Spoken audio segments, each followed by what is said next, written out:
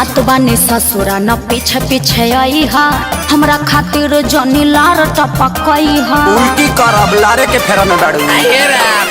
जात बानी ससुरा न पीछे पीछे आई हा, हमरा खातिर जनी लार टपकई हा। छाटल लफुआ तू तो हवा नहीं ठीक बा तोहर बरता, शादी बड़ी दूर होता भुला जाई हा। ओखे दा तोहरे क्षेत्र से बेमतलब पार्टी से चुनाव लड़ा, तोहरे विधान सभा से लड़ब हम विधायकी के चुनाव। कि देखा तानी कैसे खत्म करबू दिलवा के लगा। प्यार हम कइले बानी कइले नहीं खिपा। बोला सरे भैया के मोहर हो। बोल बोल अतार छा ई कौन मोहर हो? और तोरा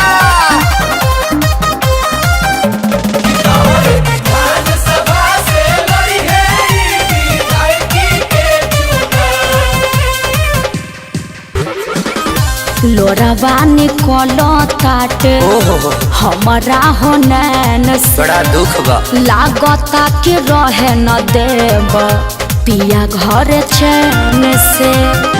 तू ऐसन देखले न होई बुझहेता, प्यार में पगला के बना बनेता। काहे दे तो बाड़ो बोला कोमल दिलावा में घा।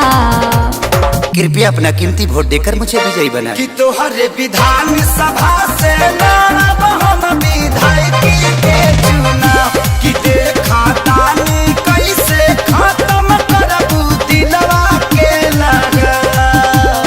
डिब्बा में के खेसारी भैया होवे हमर बोला सरे लाखों में।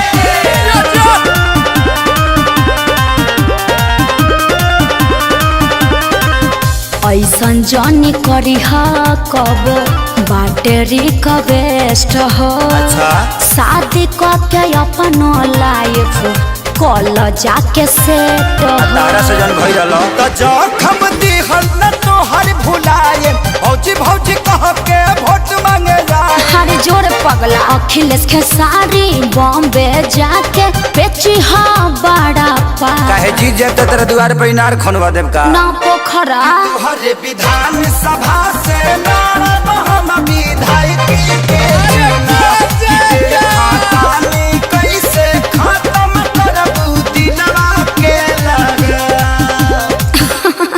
बड़ा पागल प्रेमी तू हूँ। नए वीडियो और वेब सीरीज देखने के लिए अंगूर ऐप डाउनलोड करें और इस ऐप को डाउनलोड करने के लिए नीचे दिए गए लिंक पर क्लिक करें।